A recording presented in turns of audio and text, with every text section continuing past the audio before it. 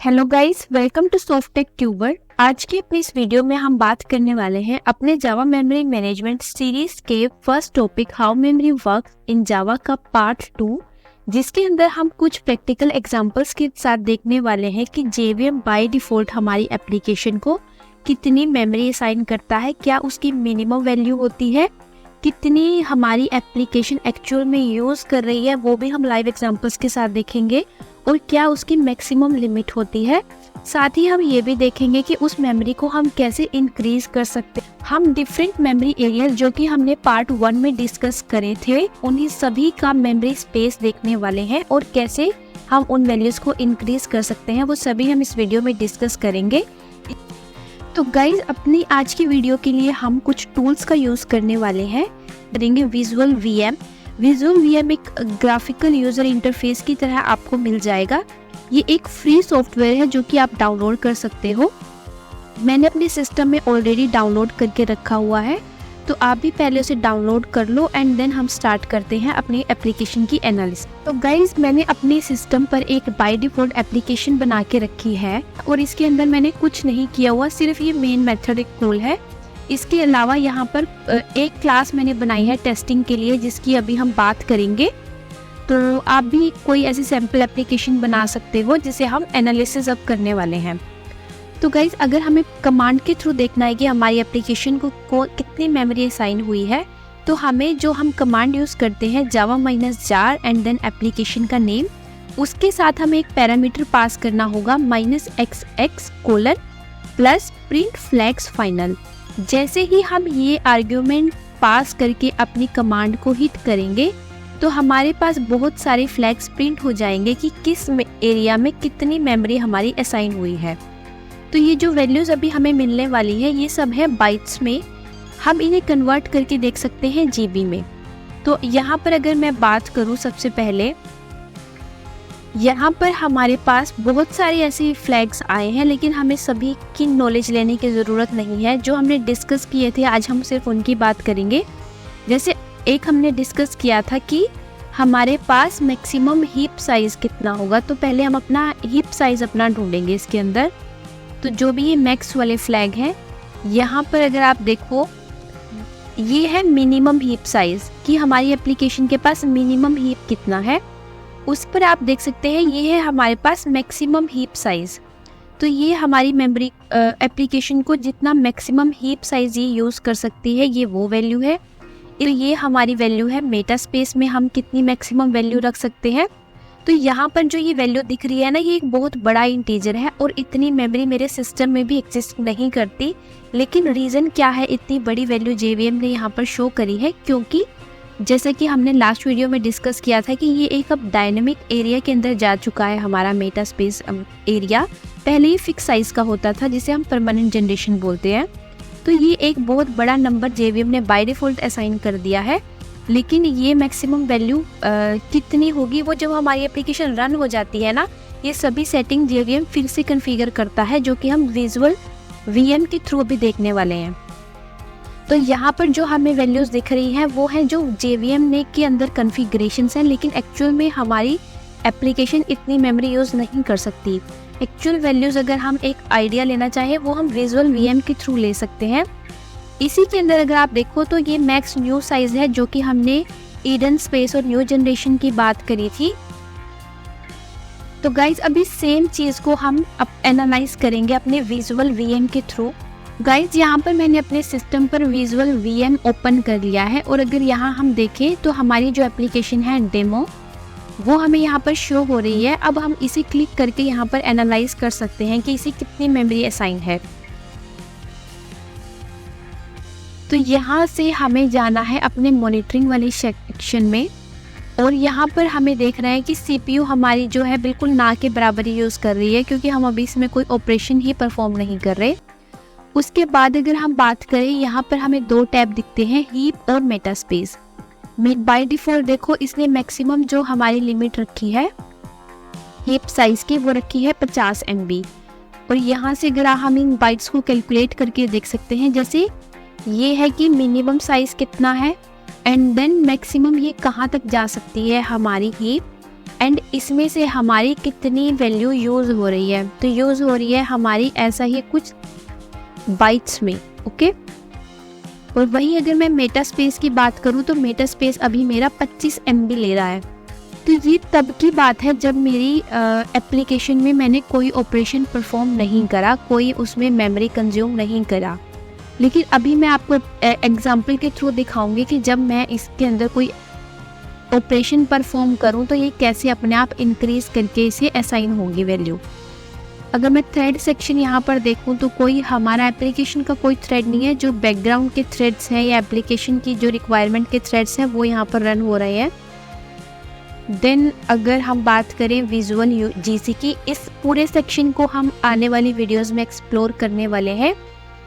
हम बात करते हैं कि अगर मैं अपनी एप्लीकेशन में कुछ मेमोरी कंज्यूम करूं, जैसे फॉर एग्जांपल मैंने यहाँ पर मैंने ये छोटा सा सैम्पल कोड बनाया है जिसके अंदर मैंने एक एरे लिस्ट ली है और उसको मैंने एक फॉर लूप के अंदर चलाया है एंड वो सभी मैंने वैल्यूज एरे लिस्ट में ऐड करी है। तो ये जस्ट एक मैंने मेमोरी कंज्यूम करने के लिए ऐसा लिखा है।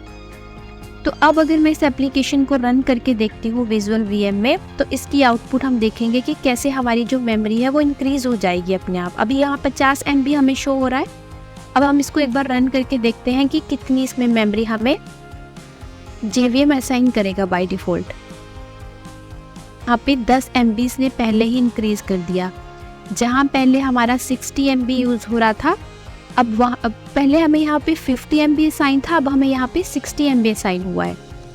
तो लेकिन अगर हम कंजप्शन की बात देखें तो ये ऑलमोस्ट उतना ही है, क्योंकि जैसे ही ये हमारा प्रोग्राम यहाँ पर ख़त्म होगा, मेथड के बाहर आएगा तो ये वेरिएबल फ्री हो जाएगा। तो अभी एप्लीकेशन के अंदर कोई भी मेमोरी नहीं रखी हुई हमारी। अब हम क्या करेंगे, इसी कोड में ज़रा चेंज करके देखते हैं कि अगर वो जो वेरिएबल है हमारा उसे हम मेमोरी में स्टोर करें। फॉर एग्जांपल इसके लिए मैंने अपना दूसरा एग्जांपल बनाया था। मैंने एक नई क्लास बनाई है टेस्ट क्लास, जिसके अंदर मैंने एक टेस्ट मेथड कॉल किया है एंड ये टेस्ट मेथड के अंदर हमने रखा है स्टैटिक एरिया के अंदर एरे लिस्ट को। जब हम इस प्रोग्राम को रन करते हैं हम देखते हैं कि क्या हमारा मेमोरी का आउटपुट रहने वाला है। तो एप्लीकेशन हमारा रन हो चुका है। अब हम देखते हैं अपने विजुअल VM पर, ये हमारा थर्ड टैब बन गया है एप्लीकेशन का। और इसके मॉनिटरिंग सेक्शन में अगर मैं जाऊं तो देखो सबसे पहले हमें कितनी असाइन थी, जो हमने फर्स्ट केस था 50 MB। देन हमारा कितना असाइन किया गया 60 MB। लेकिन अब हमारे पास और भी डेटा चाहिए, तो डायनेमिकली हीप का साइज JVM ने रखा 70 MB। और अब इसमें से देखो 40 MB यूज़ हो रहा है, क्योंकि वो जो ऑब्जेक्ट्स मैंने बनाए थे वो अभी भी मेमोरी में ही है और ये बढ़ता जा रहा है। ओके, अब हम एक और एक्सपेरिमेंट करने वाले हैं। हम क्या करेंगे कि अपनी एप्लीकेशन में और ज़्यादा ऑब्जेक्ट्स ऐड करेंगे, क्योंकि बाय डिफ़ॉल्ट अगर आप देखो ये जो मैक्सिमम वैल्यू है ना, ये वो अराउंड 2 GB है। अब हम क्या करेंगे कि अपनी एप्लीकेशन का जो हमारा फॉर लूप है उसे हम इंक्रीज़ कर देंगे ताकि हमें आउट ऑफ मेमोरी एरर आए। एंड देन हम अपनी हीप साइज़ को इंक्रीज़ करके देखने वाले हैं कि कैसे हम उसका साइज़ इंक्रीज़ कर सकते हैं। ज़ीरो ऐड, और अब हम अपनी एप्लीकेशन को करेंगे रन। तो गाइस ऑफ मेमोरी एरर हमें अपनी एप्लीकेशन में आ चुका है। इसी के साथ हम देखते हैं अपना विजुअल VM कितनी हमें यहाँ पर डिफ़ॉल्ट मेमोरी असाइन हुई थी। अगर हम विजुअल VM में देखें तो इस बार हमें JVM ने बाय डिफ़ॉल्ट असाइन किया था इनिशियल साइज़ भी 2000 MB, जो कि अप्रोक्सीमेटली 2 GB के ही करीब है। लेकिन अब हमारी एप्लीकेशन दे चुकी है आउट ऑफ मेमोरी एरर। अब हम देखने वाले हैं कि कैसे हम रन टाइम पे अपनी हीप का साइज़ इंक्रीज़ कर सकते हैं ताकि हमें अपनी एप्लीकेशन की रिक्वायरमेंट के हिसाब से आउट ऑफ मेमोरी एरर ना आए। फिर हमें क्या करना है, हमारी जो मेन एप्लीकेशन है उस पर हमें करना है राइट क्लिक एंड देन हमें ऑप्शन आएगा रन एज। तो हमें जाना है रन कॉन्फ़िगरेशंस में। उसके बाद जो हमारे पास यहाँ पर सेकेंड ऑप्शन है आर्ग्यूमेंट्स का, इसके हमें VM आर्ग्यूमेंट्स में जाना है। और यहाँ पर हमें जैसे अभी 2 GB तो ये बाय डिफ़ॉल्ट दे रहा है, हमें यहाँ पर वैल्यू रखनी है 4 GB। उसके बाद हमें करना है अप्लाई एंड देन हमें करना है एप्लीकेशन को रन ते हैं कि तकरीबन हमारा 3000 MB तक 3000 और 3500 MB के बीच में असाइन हुआ है। अब उसके बाद इसको एक्सीड करके 400 MB भी चला गया है। देखो ये डायनेमिकली असाइन किया गया है, पहले इतना असाइन था, उसके बाद जब रिक्वायरमेंट बढ़ी तो ये भी वैल्यू बढ़ा दी गई। और अब अभी हम देख लेते हैं हमारी एप्लीकेशन अब टर्मिनेट नहीं हुई है।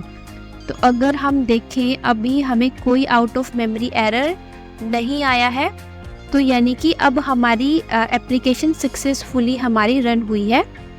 एंड दोबारा अगर हम देखें कि अब हमें ये जो विजुअल VM में मैक्सिमम वैल्यू जो हमें यहाँ पर दी गई है ये कितनी बनेगी GB में, वो मैं आपको कन्वर्ट करके दिखा देती हूँ। तो ये है अप्रोक्सीमेटली 4 GB जो कि हमने अभी रन टाइम आर्ग्यूमेंट के थ्रू पास करी है। अब ये तो हो गया जब हम STS के थ्रू इसे इंक्रीज कर सकते हैं, लेकिन जब हम अपनी एप्लीकेशन को प्रोडक्शन पे डिप्लॉय करेंगे तो हम कैसे आर्ग्यूमेंट को पास कर सकते हैं उस कमांड में, वो भी मैं एक बार आपको एग्जांपल के थ्रू शो कर देती हूँ। तो गाइस, जैसे हमने प्रिंट फ्लैग को अपने कमांड में पास किया था डिफ़ॉल्ट वैल्यूज़ प्रिंट कराने के लिए, वैसे ही हमें XMX पैरामीटर को अपनी कमांड में पास करना है हीप को इंक्रीज करने के लिए। तो मैं प्रिंट फ्लैग भी प्रिंट कराऊंगी क्योंकि इस बार हम खुद ही वैल्यू दे रहे हैं, तो यहाँ पर जो हीप का साइज आएगा ये वही आएगा जो हमारा JVM इसे असाइन करने वाला है। उसके साथ हमने पैरामीटर पास कर दिया XMX